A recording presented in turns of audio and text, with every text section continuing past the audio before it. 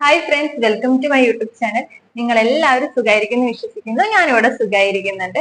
അപ്പൊ എന്റെ എക്സാംസും കാര്യങ്ങളൊക്കെ കഴിഞ്ഞ് ഞാനിപ്പോ ഒരു മടി പിടിച്ച സ്റ്റേറ്റിലാണ് ഇരിക്കുന്നത്.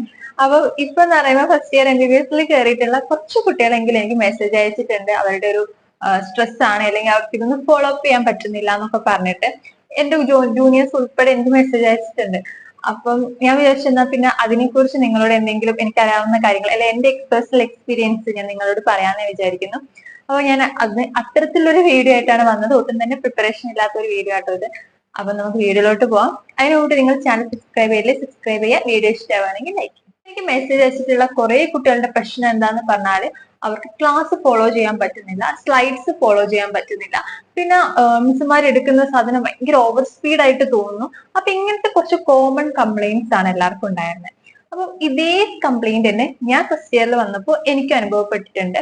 കാരണം നമുക്ക് മിസ്സുമാര് പറയുന്ന ലാംഗ്വേജ് പോലും നമുക്ക് മനസ്സിലാവില്ല, അവർ ടേംസ് മനസ്സിലാവില്ല. അപ്പൊ നമുക്കൊന്നത് ദഹിക്കാൻ എടുക്കുന്ന സമയം കൊണ്ട് അവർ ടോപ്പിക്കേ വേറെ കവർ ചെയ്തിട്ടുണ്ടാവും. പിന്നെ നമുക്ക് സ്ലൈഡ്സ്, നമുക്ക് അവരുടെ സ്പീഡിൽ നമുക്ക് സ്ലൈഡ്സ് നോട്ട് എഴുതിയെടുക്കാൻ പറ്റില്ല. അപ്പൊ അങ്ങനത്തെ കുറെ പ്രശ്നം ഞാനും ഫസ്റ്റ് ഇയറിൽ വന്നപ്പോൾ ഞാനും ഇത്തരത്തിൽ അനുഭവിച്ചിട്ടുണ്ട്. എന്തെന്ന് പറഞ്ഞാൽ നമ്മൾ ഇതുവരെ പഠിച്ചിട്ടുള്ളത് അല്ലെങ്കിൽ ഫിസിക്സ്, കെമിസ്ട്രി, ബയോളജിയാണ്. അപ്പൊ അവിടുന്ന് നമ്മൾ പറിച്ചു നടുകയാണ് നമുക്ക് ഒട്ടും പരിചയമില്ലാത്ത ഒരു സ്ഥലം അല്ലെങ്കിൽ സിലബസിലോട്ട്. അപ്പം MBBS സിലബസ് ആണ്, നമുക്ക് ഒരു പരിചയമില്ല. നമ്മൾ ഇതുവരെയും പഠിച്ച ഒരു മെത്തേഡ് അല്ല, അല്ലെങ്കിൽ പഠിച്ച ഒരു സിലബസ് അല്ല ഈ MBBSന്റെ ഉണ്ടായിരുന്നത്. അപ്പൊ നമ്മൾ ഫിസിക്സ്, കെമിസ്ട്രി, ബയോളജി നമ്മൾ ബോർഡ് എക്സാമിന് പഠിക്കുന്ന സമയത്ത് നമ്മൾ പരീക്ഷയുടെ 1-2 ദിവസം മുമ്പ് എല്ലാം വായിക്കും. നമുക്ക് ക്വസ്റ്റ്യൻസ് നമുക്ക് എങ്ങനെയെങ്കിലും A+ഉം അല്ലെങ്കിൽ A ഗ്രേഡ് ഒക്കെ കിട്ടും. പക്ഷെ നമ്മളൊരു എൻട്രൻസിന് പോകുന്ന സമയത്ത് കുറച്ചും കൂടി അത് ഡീപ്പായി ഇരുന്ന് വായിക്കും. പക്ഷെ വായിച്ചു കഴിഞ്ഞാൽ നമുക്ക് ഓപ്ഷൻസ് ഉണ്ടാകുന്ന സമയത്ത് നമുക്ക് ക്ലിക്ക് ചെയ്യും, ഓക്കെ ഇതാണ്. അതായത് കുറച്ച് മറന്നു പോയാലും കുഴപ്പമില്ല, നമുക്ക് ഓപ്ഷൻസ് കാണുമ്പോൾ നമുക്ക് ഓർമ്മ വരും. അപ്പൊ നമുക്ക് എന്താ പറയാ, മാർക്ക് ചെയ്യാൻ വേണ്ടി പറ്റും. പക്ഷെ നമ്മൾ MBBS എന്ന് പറയുമ്പോൾ അങ്ങനെയല്ല, ഒരു എൻറ്റയർ ഡിഫറെന്റ് ആയിട്ടുള്ള ഒരു ഫീൽഡാണ്.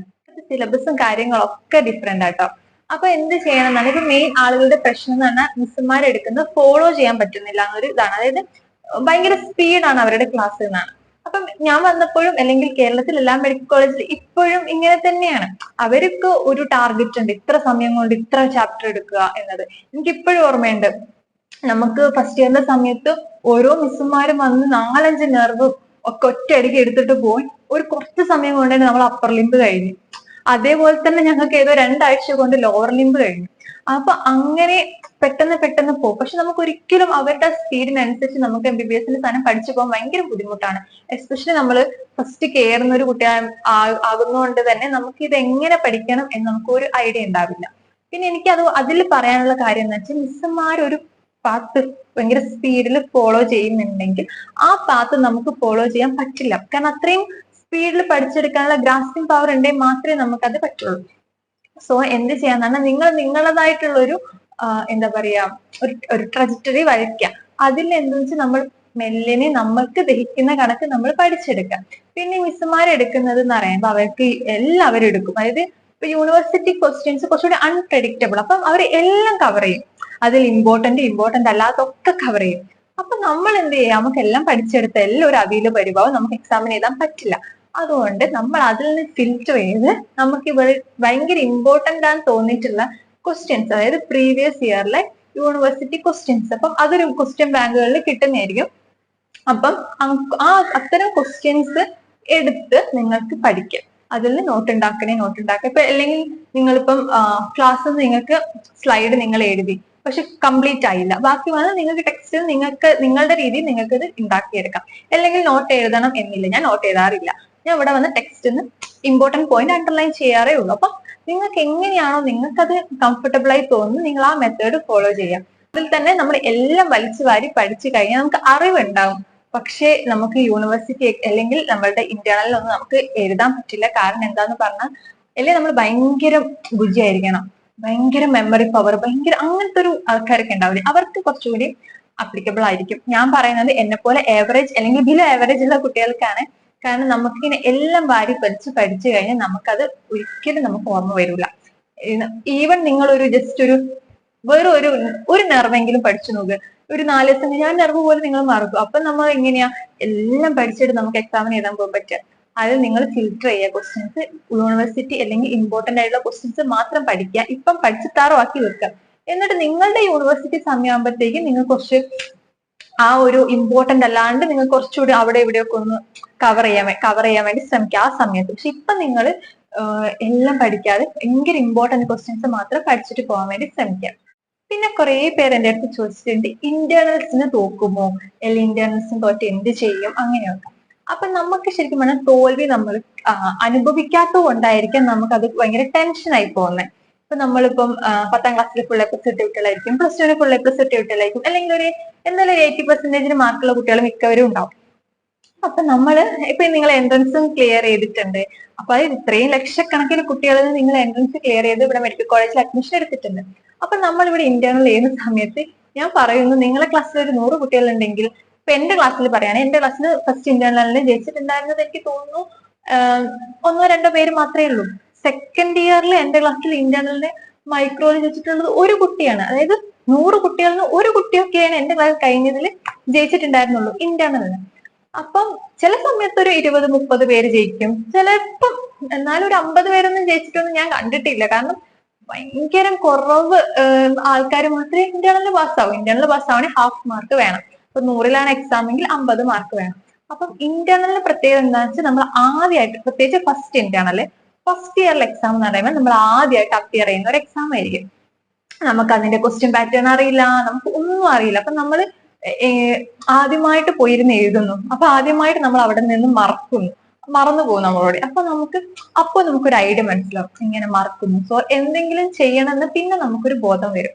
അപ്പൊ അതിന് ശേഷമാണ് നമ്മൾ സെക്കൻഡ് ഇന്റേണൽ ഓൺവേർഡ്സ് ആണ് നമ്മളതായ ഒരു സ്റ്റൈലിൽ കൊണ്ടുവന്ന് നമ്മൾ പഠിക്കാൻ വേണ്ടി ശ്രമിക്കുക. അപ്പൊ ഫസ്റ്റ് ഇന്റേണൽ തോക്കുക എന്ന് പറയുന്നത്, അല്ലെങ്കിൽ ഫസ്റ്റ് ഇന്റേണൽ എന്ന് വെച്ച് തോക്കുന്ന ഒരു ഭയങ്കര ഗ്ലോറിഫൈ ചെയ്ത് ഞാൻ പറയല്ല കേട്ടോ. നിങ്ങൾ തോക്കുവാണെങ്കിൽ നിങ്ങൾ അതൊന്നും ഒരു കാര്യമാക്കി എടുക്കണ്ട. ഒരു MBBS ലൈഫിൽ തോക്കാത്തതായിട്ട് എനിക്കറിയില്ല ആരെങ്കിലും ഉണ്ടോന്ന്. ഞാനിപ്പോ കുറെ ഇന്റേണൽ തോറ്റിട്ടുണ്ട്. അതുകൊണ്ട് ഇന്റേണലിന് അല്ല നമ്മളെ കാര്യം, നമ്മൾ യൂണിവേഴ്സിറ്റിയാണ് ഫോക്കസ് ചെയ്യുന്നത്.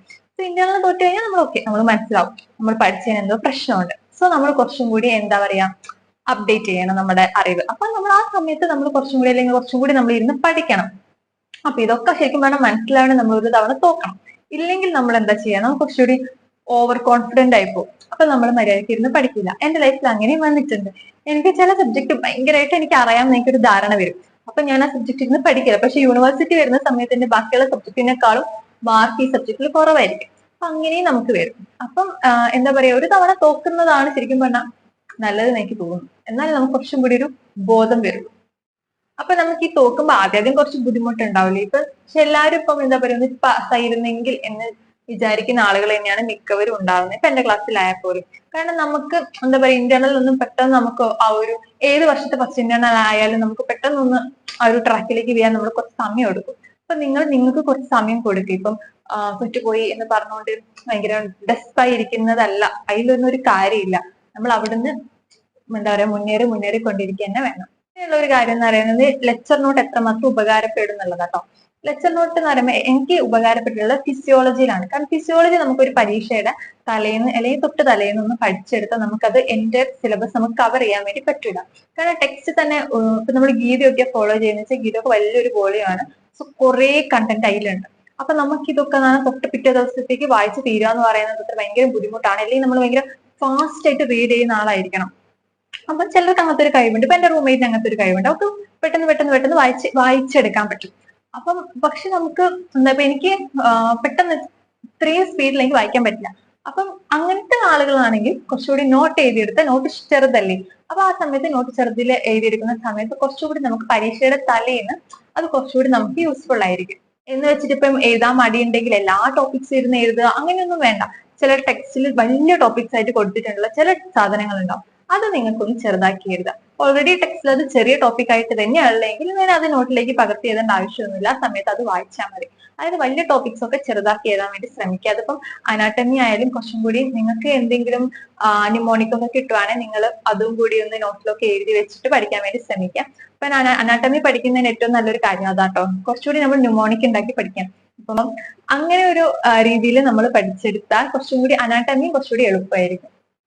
പിന്നെ ഭയങ്കര സ്ട്രെസ് ആയിട്ട് നിൽക്കുന്ന കുറെ കുട്ടികളുണ്ട് കേട്ടോ. അപ്പം ഇനീഷ്യലി നമ്മൾ ഇത്രയും സ്ട്രെസ് കൊടുക്കുകയാണെങ്കിൽ നമ്മൾ ഈ ഒരു കരിയറിൽ നമ്മൾ ഇനി എങ്ങനെ നമുക്ക് കുറച്ചുകൂടി യൂണിവേഴ്സിറ്റി ഒക്കെ അപ്പിയർ ചെയ്യാൻ പറ്റും. അപ്പൊ ഇപ്പം കുറച്ചും കൂടി നമ്മൾ റിലാക്സ് ചെയ്തിരിക്കുക. അപ്പൊ ഞാൻ ഇപ്പോഴാണ് അറിയുന്നത് കുറെ കുട്ടികൾ ഭയങ്കര സ്ട്രെസ്ഡ് ആണ്. ശരിക്കും പറഞ്ഞാൽ ഞങ്ങൾക്ക് ഈ ഒരു സമയത്ത് ഞങ്ങൾ ആ ഒരു സമയത്ത് ഇവിടെ വന്നപ്പം ഞങ്ങൾക്ക് സ്ട്രെസ്സേ ഉണ്ടായിരുന്നില്ല. അപ്പൊ ഞങ്ങൾ ഒരു ഒരു ഇന്റേണലൊക്കെ കഴിഞ്ഞ് എനിക്കൊന്ന് മോഡലിനൊക്കെ സമയത്ത് ഇവിടെ എല്ലാവരും ഇരുന്ന് പഠിച്ചിട്ടുണ്ടായിരുന്നുള്ളൂ. പക്ഷെ നിങ്ങൾ നല്ല കുട്ടികളായാലും കാരണം നിങ്ങൾ ഇപ്പോഴേ അതിനുവേണ്ടി ശ്രമിക്കുന്നുണ്ട്. പക്ഷെ ഓവർ സ്ട്രെസ് നമ്മുടെ ലൈഫിൽ കൊടുത്തു കഴിഞ്ഞാൽ നമുക്ക് പിന്നെ ഉറക്കമൊന്നും കിട്ടൂല, ഉറക്കമൊന്നും പ്രോപ്പർ ആവില്ല. അപ്പൊ നമുക്ക് അതിൻ്റെതായ കുറെ പ്രശ്നങ്ങൾ വരും. അപ്പൊ നിങ്ങളൊരു ഫിക്സഡ് ടൈം കിടന്നുറങ്ങാൻ വേണ്ടി ശ്രമിക്കുക. പരീക്ഷയുടെ തലേന്ന് ഓക്കെ, പക്ഷെ എന്ന് വെച്ചിട്ട് നിങ്ങൾ ഇങ്ങനെ ഉറങ്ങാതിരുന്ന് പഠിക്കുക അങ്ങനെയൊക്കെ ചെയ്യുന്ന സമയത്ത് നിങ്ങൾ ബോഡി ഭയങ്കരമായിട്ട് വീക്കാവും. അപ്പം അങ്ങനെയും കുറെ കുട്ടികളോട് ഹോസ്പിറ്റലിൽ കൊണ്ടുപോകാറുണ്ട് കേട്ടോ. എന്താ പറയാ, തല കറങ്ങി വീഴുക അങ്ങനെയൊക്കെ ചെയ്യുന്ന സമയത്ത് നമുക്കൊന്നും മര്യാദയ്ക്ക് ചെയ്യാൻ പറ്റില്ല. അപ്പൊ എന്ത് ചെയ്യാ, നിങ്ങൾ നന്നായിട്ട് ഫുഡ് കഴിക്കുക, പിന്നെ എന്താ പറയാ ഒരു പ്രോപ്പർ ആയിട്ട് ഉറങ്ങുക. അപ്പൊ ഇങ്ങനത്തെ കാര്യങ്ങളൊക്കെ നോക്കുക. അപ്പൊ നിങ്ങൾക്ക് എന്താ പറയാ എന്തെങ്കിലും വിഷമവും കാര്യങ്ങളൊക്കെ ഉണ്ടെങ്കിൽ നിങ്ങൾ എനിക്ക് ഇൻസ്റ്റാഗ്രാമിൽ മെസ്സേജ് ചെയ്താൽ മതി. പിന്നെ നിങ്ങൾക്ക് എന്തെങ്കിലും വീഡിയോസും കാര്യങ്ങളും വേണമെങ്കിൽ നിങ്ങൾ കമന്റ് ചെയ്യും. അപ്പൊ നമുക്ക് അടുത്തൊരു വീഡിയോ ആയിട്ട് കാണാം. അതുവരേക്കും ബൈ.